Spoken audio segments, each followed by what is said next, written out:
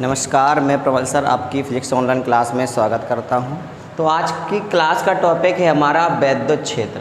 आज हम ये देखेंगे कि वैद्युत क्षेत्र क्या होता है। ठीक है, तो देखिए, जैसे हमारे पास ये कोई आवेश है प्लस का क्यू, या मान लीजिए क्यू आवेश है। ठीक है, तो ये आवेश हमारा क्या करेगा, अपने चारों ओर एक एरिया बनाएगा, यानी अपना चारों ओर क्या बनाएगा, एक क्षेत्र बनाएगा। तो हमने मान लिया कि उसने इस तरीके से क्या बना लिया, अपना एक एरिया बना लिया। अगर हम यहाँ पर कोई दूसरा प्लस क्यू आवेश लेकर आए, अगर यहाँ पर हम कोई दूसरा प्लस क्यू आवेश लेके आए, किसके पास, इस क्यू आवेश के पास। ठीक है, तो हम क्या देखेंगे कि जैसे ही ये प्लस क्यू आवेश इसके एरिया में प्रवेश करेगा तो ये प्लस का है, ये भी प्लस का है, तो क्या लगेगा, प्रतिकर्षण लगेगा। क्या लगेगा, प्रतिकर्षण, यानी इस तरीके से ये हो जाएगा। ठीक, अगर हमारे पास कोई माइनस क्यू आवेश है, और अगर इस माइनस क्यू आवेश को हम इस प्लस क्यू आवेश के समीप लेकर जाएं, तो हम क्या देखेंगे कि ये जो माइनस का क्यू आवेश है, जैसे ही इसके एरिया में एंटर करेगा, जैसे इसके एरिया में प्रवेश करेगा, तो क्या लगेगा, आकर्षण लगेगा, यानी तेजी से आकर्षित होगा। और ये क्या होगा, तेजी से क्या होगा, प्रतिकर्षित होगा, जैसे इसके एरिया में प्रवेश करेगा। ठीक है, और हम ये भी कह सकते हैं कि अगर ये प्लस क्यू आवेश इसके एरिया में प्रवेश करेगा तो इस पर बल लगेगा, और वो बल होगा प्रतिकर्षण का। और ये माइनस क्यू आवेश है, जैसे इस आवेश के समीप आएगा, या कह सकते हैं इसके एरिया में प्रवेश करेगा, तो क्या होगा, इस पर भी बल लगेगा, और वो बल कैसा होगा, आकर्षण का होगा। ठीक है, तो चाहे प्लस क्यू आवेश हो चाहे माइनस क्यू आवेश हो, दोनों आवेशों ने क्या किया, वैद्युत प्रभाव का अनुभव किया। क्या किया, वैद्युत प्रभाव का क्या किया, अनुभव किया। कहने का हमारा मतलब है कि ये जो आवेश है इसने अपना एक एरिया बना लिया, और इस एरिया में अगर हम प्लस क्यू आवेश या माइनस क्यू आवेश लेके जाएं तो ये तो प्रतिकर्षण होगा या क्या होगा, आकर्षण होगा, यानी प्रतिकर्षण बल लगेगा या आकर्षण बल लगेगा। तो यानी हम कह सकते हैं दूसरी भाषा में कि क्या होगा, वैद्युत प्रभाव, ये दोनों जो आवेश हैं ये क्या करेंगे, वैद्युत प्रभाव का क्या करेंगे, अनुभव करेंगे। क्या करेंगे, वैद्युत प्रभाव का अनुभव। तो देखिए यहाँ से, तो इसको हम डिफाइन कर सकते हैं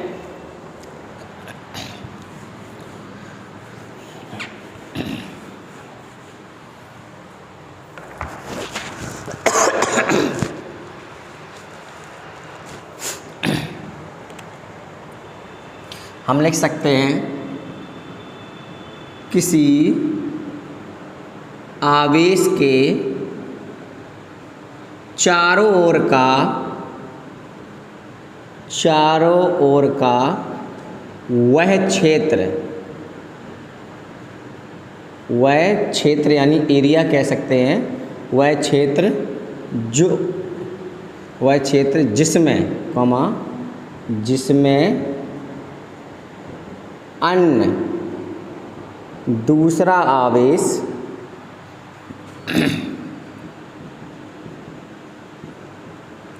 उसके वैद्युत प्रभाव का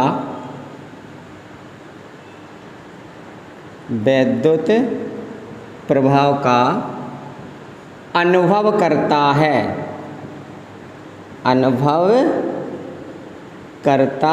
है, वैद्युत क्षेत्र कहलाता है। वैद्युत क्षेत्र कहलाता है।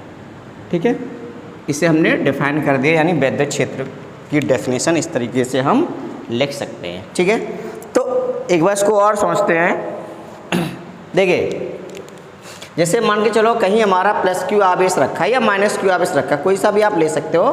ठीक है, मान लो ये हमारे पास प्लस क्यू आवेश रखा है, तो ये आवेश क्या करेगा, अपने चारों ओर एक एरिया बना लेगा। मान लो उसने ये एरिया बना लिया। ठीक है, और अगर इस आवेश के पास अगर हम कोई दूसरा प्लस का आवेश लेकर आना चाहें तो क्या करें, जब इसको दूसरा आवेश इसके समीप आने की कोशिश करेगा या इसको हम लेके आएंगे तो क्या होगा कि ये जो एरिया है, ठीक है, ये एरिया क्या कर, इस एरिया के कारण ये जो प्लस क्यू का आवेश है इस पर लगेगा बल। क्या लगेगा? बल। और उस बल को हम बोलेंगे वैद्युत बल। दूसरी बात, चूंकि ये भी प्लस का ये भी प्लस का है तो प्रतिकर्षण बल लगेगा, और उसी प्रतिकर्षण बल के कारण कि जो ये आवेश है ये देखो क्या होगा, तेजी से प्रतिकर्षित होगा, यानी प्रतिकर्षण बल लगेगा। ठीक है, अगर हम माइनस क्यू आवेश लेके जाएं इसके समीप, ठीक है, तो जैसे ये माइनस क्यू का आवेश इसके एरिया में प्रवेश करेगा तो इस एरिया के कारण इस आवेश पर क्या लगेगा? बल लगेगा। और वो बल कौन सा? देखो ये प्लस का है तो कौन सा होगा? आकर्षण का होगा।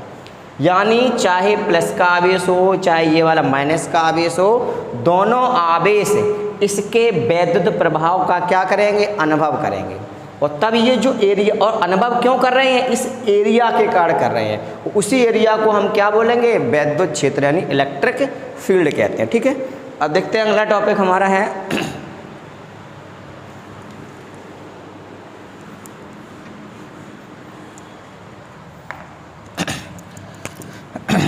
अगला टॉपिक हमारा है वैद्युत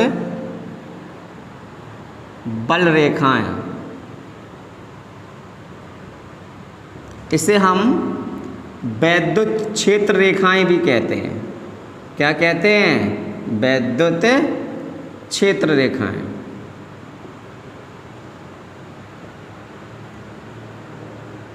ठीक है, एनसीईआरटी में कई बार इसे यही बोला जाता है वैद्युत क्षेत्र रेखाएं, लेकिन यूपी बोर्ड में अपने यहाँ पे इसे वैद्युत बल रेखाएं ज़्यादा बोलते हैं। मतलब दोनों का एक ही है, एक ही चीज़ है, कोई अलग अलग नहीं है। ठीक है, देखिए अब ये वैद्युत बल रेखाएं क्या होती हैं? तो जैसे हमने आपको बताया कि कोई भी आवेश क्या करता है? अपना एक वैद्युत क्षेत्र बनाता है। तो अगर वैद्युत क्षेत्र बनाता है तो उसे हम प्रदर्शित किससे करेंगे? तो अगर वैद्युत क्षेत्र को प्रदर्शित करना है तो हमेशा हम किसका यूज करेंगे? वैद्युत बल रेखाओं का या वैद्युत क्षेत्र रेखाओं का। अगर हमें कभी भी वैद्युत क्षेत्र को प्रदर्शित करना है तो प्रदर्शित करने के लिए किसका यूज करते हैं हम? वैद्युत बल रेखाओं का या वैद्युत क्षेत्र रेखाओं का। ठीक है, तो हम डिफाइन इस भाषा से कर सकते हैं, हम लिख सकते हैं वैद्युत बल रेखाएं, वैद्युत बल रेखाएं वे काल्पनिक रेखाएं हैं, वे काल्पनिक रेखाएं हैं जो वास्तविक वैद्युत क्षेत्र को प्रदर्शित करती हैं, वैद्युत क्षेत्र को प्रदर्शित करती हैं। ठीक है, तो बहुत ही सिंपल इसकी डेफिनेशन हो गई। तो देखो यहाँ से, तो कभी भी हमें वैद्युत क्षेत्र को प्रदर्शित करना है, दिखाना है, तो हम किसकी हेल्प लेते हैं? हमेशा वैद्युत बल रेखाओं की, या हम कह सकते हैं वैद्युत क्षेत्र रेखाओं की। ठीक है, और ये जो रेखाएं होती हैं ये हमेशा काल्पनिक रेखाएं होती हैं। अब चूंकि काल्पनिक होती हैं तो हमको दिखाई नहीं देगी, लेकिन जो वैद्युत क्षेत्र होता है वो तो वास्तविक होता है। तो इसीलिए हम कह सकते हैं कि वैद्युत बल रेखाएं कैसी होती है? काल्पनिक रेखाएं। काल्पनिक क्यों होती है? क्योंकि हमें दिखाई नहीं देती। और अगर हमें वैद्युत क्षेत्र को प्रदर्शित करना है तो किसकी हेल्प लेते हैं? वैद्युत बल रेखाओं। ठीक है, अब हम इसके गुणों की बात करेंगे, क्या क्या इसके गुण हैं। ठीक है,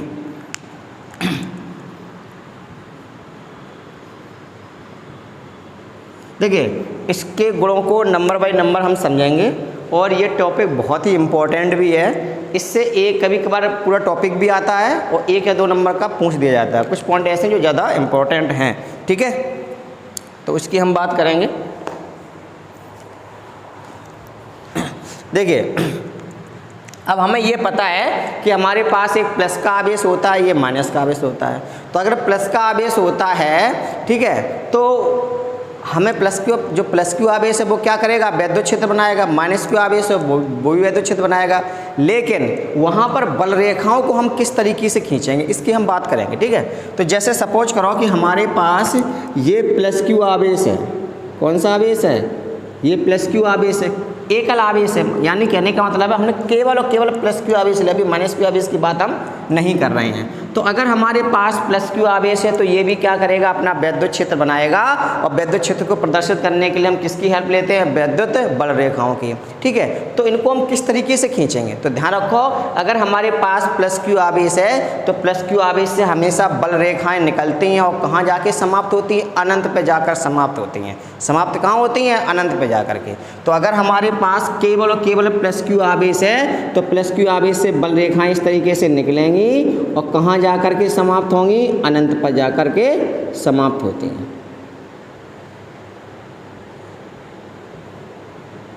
इस तरह कहाँ तक जाती हैं, अनंत पर। तो हम लिख सकते हैं यहाँ पर एक माइनस क्यू आवेश और ले रहे हैं हम, फिर लिखते हैं इसको यहाँ पर ले रहे माइनस क्यू आवेश।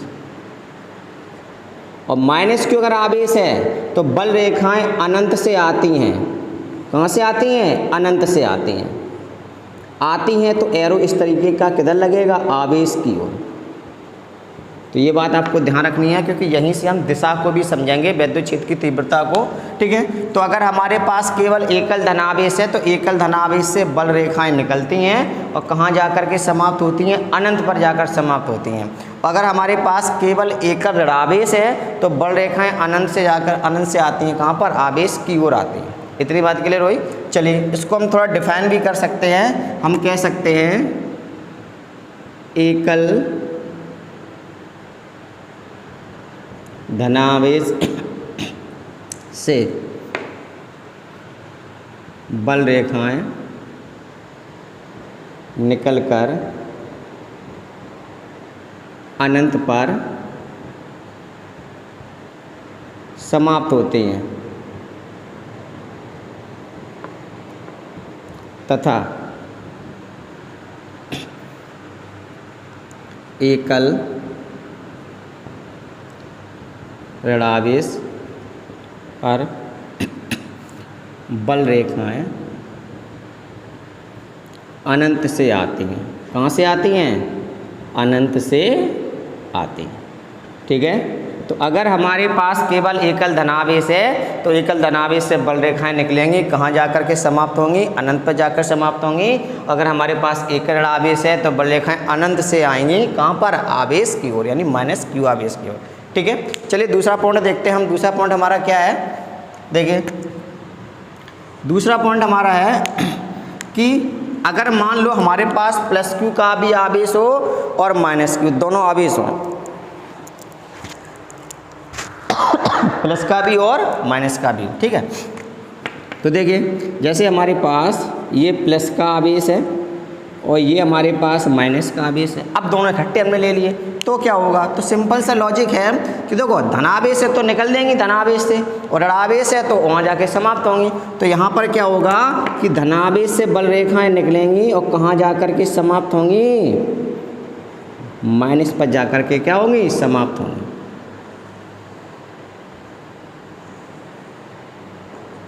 हमने शब्द क्या बोला, धनावेश से निकलकर ऋणावेश पर समाप्त होती हैं। ठीक है,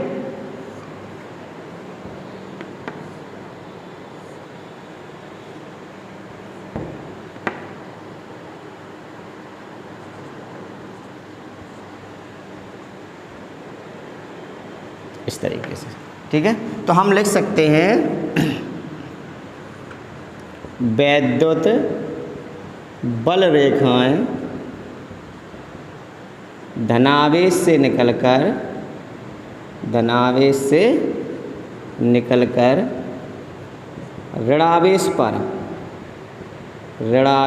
पर क्या होती हैं, समाप्त होती हैं, समाप्त होती हैं। और जो इसका तीसरा पॉइंट है वो ज़्यादा इम्पोर्टेंट, आपका बहुत ज़्यादा इम्पोर्टेंट है। ठीक है, तो क्वेश्चन आपका कभी कभार ये आता है कि वैद्युत बल रेखाएं खुला वक्र क्यों होती हैं। क्वेश्चन आता है कि वैद्युत बल रेखाएं खुला वक्र क्यों होती हैं। ठीक है, इसका आपको रीजन लिखना है। तो ध्यान रखो, वैद्युत जो बल रेखाएं होती हैं वो हमेशा खुला वक्र होती हैं। और क्यों होती हैं उसका रीजन ये है कि आप जो बल रेखाएं हैं वो धनावेश से निकलेंगी, कहाँ जाके ख़त्म हो जाएंगी, ऋणावेश पर। बंद वक्र तभी हो सकती थी कि वो धनावेश से निकलती, ऋणावेश पर समाप्त होती, फिर निकलती ऋणावेश पे, फिर धनावेश समाप्त होती, फिर धनावेश निकलती, फिर आवेश पर क्या होती हैं, समाप्त होती हैं। ठीक है, तो यही एक रीजन है। ठीक है, तो हम लिख सकते हैं यहाँ पर अगला पॉइंट में कि वैद्युत बल रेखाएं सदैव खुला वक्र होती हैं, खुला वक्र होती हैं। अब क्वेश्चन अगर आता है क्यों होती हैं, तो आप पॉइंट ऊपर वाला लिख सकते हो। ठीक है, इस तरीके से इसमें ऐड करके आप लिख सकते हो। देखिए चौथा पॉइंट हमारा क्या है, चौथा पॉइंट है जो बहुत ही इम्पोर्टेंट है आपका, ये भी अलग से कभी कभार एग्जाम में नहीं आता, लेकिन आगे को समझने के लिए बहुत इम्पोर्टेंट है।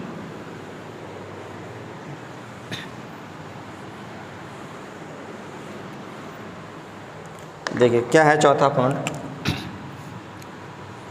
अगर हमें ये पता करना हो कि वैद्युत क्षेत्र की जो तीव्रता, जैसे हमने अभी समझा कि वैद्युत क्षेत्र क्या होता है। ठीक है, अभी हम पढ़ चुके हैं वैद्युत क्षेत्र।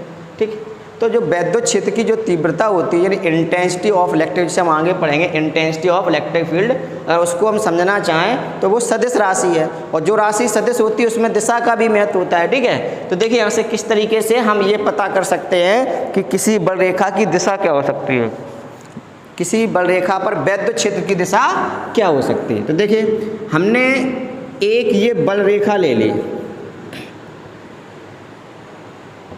ठीक है, ये हमारे पास कोई एक बल रेखा है, हमने क्या किया, इसका ये बिंदु ले लिया 1, इसका ये बिंदु ले लिया 2, और इसका ये बिंदु ले लिया क्या 3। ठीक है, अगर इस बिंदु पर, अगर आपसे कोई कहता है कि इस बिंदु पर वैद्युत क्षेत्र की दिशा क्या होगी, इस बिंदु पर वैद्युत क्षेत्र की दिशा क्या होगी, तो दिशा पता करने के लिए हम इस बिंदु पर क्या खींचेंगे, स्पर्श रेखा खींच देंगे। तो देखिए स्पर्श रेखा का मतलब है स्पर्श करती हुई रेखा, तो इसे हम लिख दिया हमने क्या, E1। ठीक है, अगर हमसे कोई कहता है कि इस बिंदु पर हमें क्या कहते हैं, वैद्युत क्षेत्र की दिशा पता करनी है, क्या हो सकती है, तो हम क्या करेंगे, इस बिंदु पर क्या खींच देंगे, स्पर्श रेखा। देखिए खींच दी, इसे क्या नाम दे दिया, E2। ऐसे ही अगर हमें ये पता करना हो कि इस बिंदु 3 पर वैद्युत क्षेत्र की दिशा क्या होगी, तो इस पर भी हम क्या खींच देंगे, स्पर्श रेखा। ठीक है, तो यहाँ से हम एक चीज़ ये पता चल गई कि अगर हम वैद्युत बल रेखा के, यहाँ लिख सकते हैं, यदि वैद्युत बल रेखा के किसी भी बिंदु पर हम स्पर्श रेखा खींचते हैं, तो वो स्पर्श रेखा उस बिंदु पर, यानी उसी बिंदु पर क्या बताती है, वैद्युत क्षेत्र की दिशा को प्रदर्शित करती है। देखिए बेटा इस बिंदु पर देखो दिशा इस तरीके से है, देखो इस बिंदु पर इधर है, देखो इस बिंदु पर इधर है। ठीक है, तो प्रत्येक बिंदु पर दिशा कैसी अलग अलग है। तो कहने का मतलब है कि अगर हम किसी भी बिंदु पर स्पर्श रेखा, अगर किसी बिंदु पर हम स्पर्श रेखा खींचना चाहें, अगर किसी भी बिंदु पर वैद्युत क्षेत्र की दिशा को देखना चाहें, तो हम क्या करेंगे, उस बिंदु पर क्या कहते हैं, स्पर्श रेखा खींचेंगे। ठीक है, तो हम यहाँ पर पॉइंट लिख सकते हैं, वैद्युत बल रेखा के किसी भी बिंदु पर खींची गई स्पर्श रेखा कोमा उस बिंदु पर वैद्युत क्षेत्र की दिशा को प्रदर्शित करती है, दिशा को प्रदर्शित करती है। ठीक है, ये होगा। अगला पॉइंट है हमारा,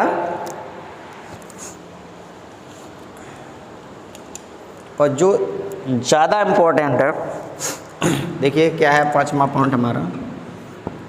क्वेश्चन ये आता है एग्जाम में, और कई बार पूछा भी गया है कि दो वैद्युत बल रेखाएं एक दूसरे को नहीं काटती, क्यों, मतलब काटती नहीं तो क्यों नहीं काटती, क्या रीज़न है।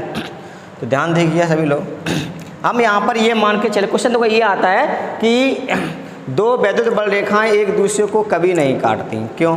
तो हम क्वेश्चन ही कहता है कभी नहीं काटती, क्यों, हमें रीजन बताना क्यों नहीं काटती। तो हम ये मान के चलेंगे कि दो बल रेखाएं एक दूसरे को काटती हैं, तो उल्टा प्रूफ करेंगे हम यहाँ पे। ठीक है, तो देखिए हमने ये मान लिया कि एक हमारे पास ये बल रेखा है, ठीक है, इसका नाम दे दिया हमने 1, और एक ये हमारी दूसरी बल रेखा है, इसका नाम क्या दे दिया 2। हमें ये प्रूव करना है कि दो बल रेखाएं कभी नहीं काटती हैं, ठीक है। अब एक चीज़ ध्यान दीजिए, आप ऊपर वाले पॉइंट से हम समझेंगे कि इस बिंदु पर जो हमने बिंदु 1 हमारा है, इस बिंदु पर केवल हमने एक ही स्पर्श रेखा तो खींच सकते हैं। किसी भी बिंदु पर हम क्या कर सकते हैं, एक ही तो स्पर्श रेखा खींच सकते हैं। हमने यहाँ पर है एक ही तो स्पर्श रेखा खींची है। अगर हमने यहाँ पर एक स्पर्श रेखा खींची है तो इसका मतलब है इस बिंदु पर वैद्युत क्षेत्र की दिशा भी क्या होगी, केवल एक ही तो होगी। अगर इस बिंदु पर हमने वैद्युत क्षेत्र की दिशा को पता करना है तो इस बिंदु पर हम क्या खींचेंगे, स्पर्श रेखा खींचेंगे, और वो स्पर्श रेखा हमको क्या बताएगी, वैद्युत क्षेत्र की दिशा को। तो अगर हम इस बिंदु पर केवल एक ही स्पर्श रेखा खींच सकते हैं तो इस बिंदु पर केवल एक ही दिशा होनी चाहिए, ठीक है। लेकिन देखिए अब यहाँ से हमने ये मान लिया कि दो बल रेखा एक दूसरे को काटते हैं, उल्टा प्रूव करेंगे, काटती हैं। तो ये जो बिंदु है हमारा, ये दोनों बल रेखाओं का क्या है, कटान बिंदु है। क्या हमारा, कटान बिंदु।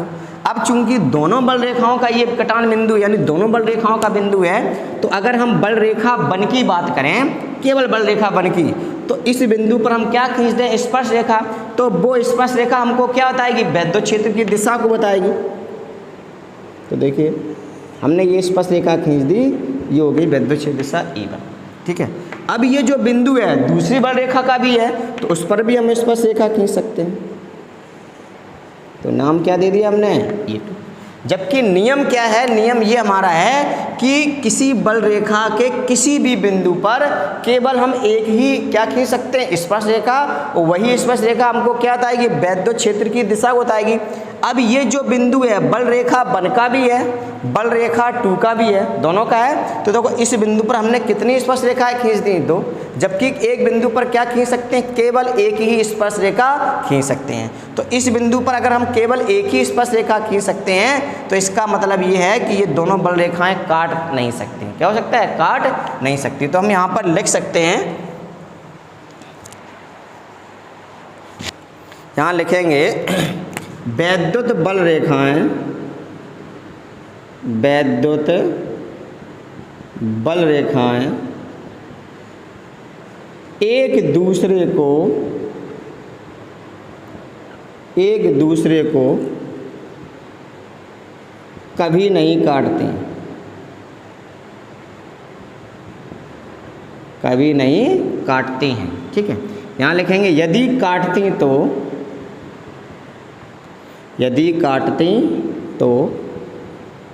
उनके कटान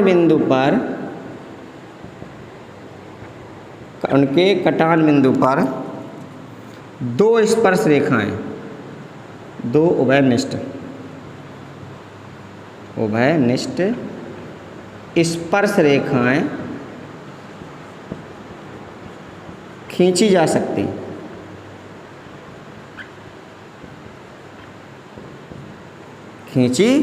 सकती, जो कि खींची जा सकती, जो इस बिंदु पर, जो उस बिंदु पर दो वैद्युत क्षेत्र की दिशा को प्रदर्शित करेंगे, जो कि क्या है, असंभव है, ठीक है। तो कहने का मतलब ये हुआ हमारा, जैसे हमने यहाँ पे लिखा है, इसको एक बार और समझते हैं। वैद्युत बल रेखाएं एक दूसरे को कभी नहीं काटती। हमने क्या माना है कि दोनों बल रेखाएं एक दूसरे को काट रही हैं। जब दोनों काट रही हैं तो ये जो बिंदु है ये आपका दोनों बल रेखाओं के लिए हो गया बिंदु। अब अगर इस बिंदु पर हम स्पर्श रेखा खींचें तो बल रेखा अगर हम 1 की बात करें उसके लिए भी ये आपका ये बिंदु है P, ठीक है। और जो बल रेखा आपकी जो 2 है उसका भी बिंदु P है। तो अगर हम बल रेखा 1 के लिए स्पर्श रेखा खींचें तो हमारी E1 आई, बल रेखा 2 के लिए क्या आई, E2 आई, ठीक है। और जबकि रूल क्या है हमारा, ये नियम क्या है हमारा, ये तरीका हमारा क्या है कि एक बिंदु पर हम केवल एक ही स्पर्श रेखा यहाँ पे खींच सकते हैं, और यहाँ पर इस बिंदु पर हमने 2 स्पर्श रेखाएं खींच दी। क्यों खींची, क्योंकि ये दोनों का बिंदु है हमारा।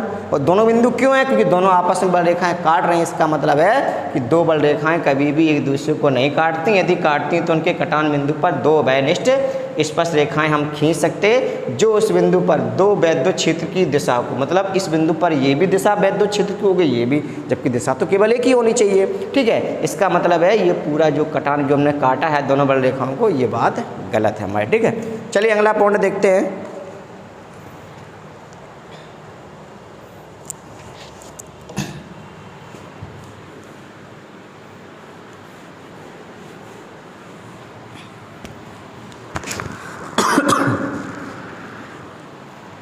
क्या है अगला पॉइंट हमारा?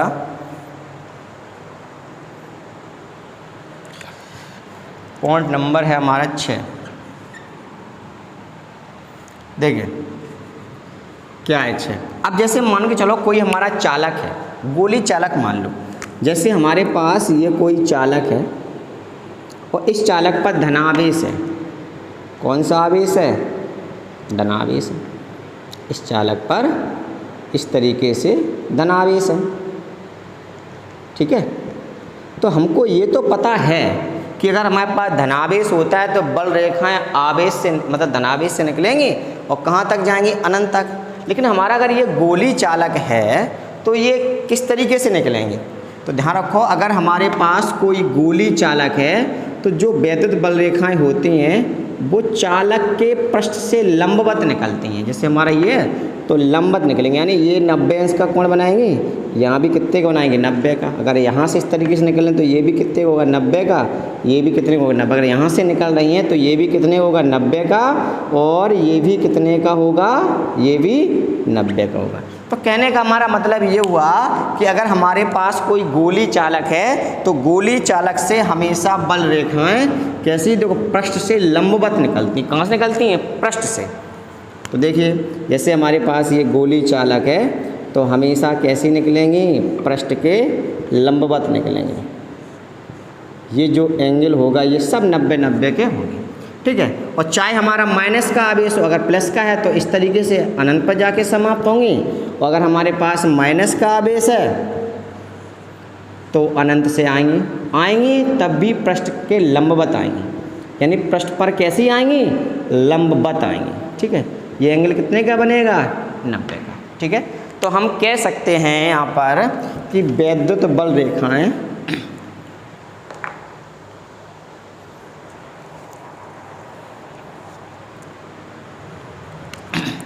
यहाँ लिख सकते हैं वैद्युत बल रेखाएं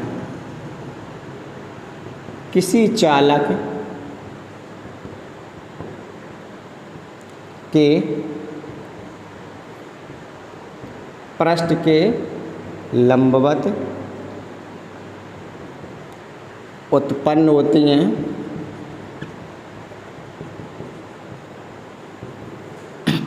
लंबवत उत्पन्न होती हैं और लंबवत ही समाप्त होती हैं, और लंबवत ही समाप्त होती हैं। और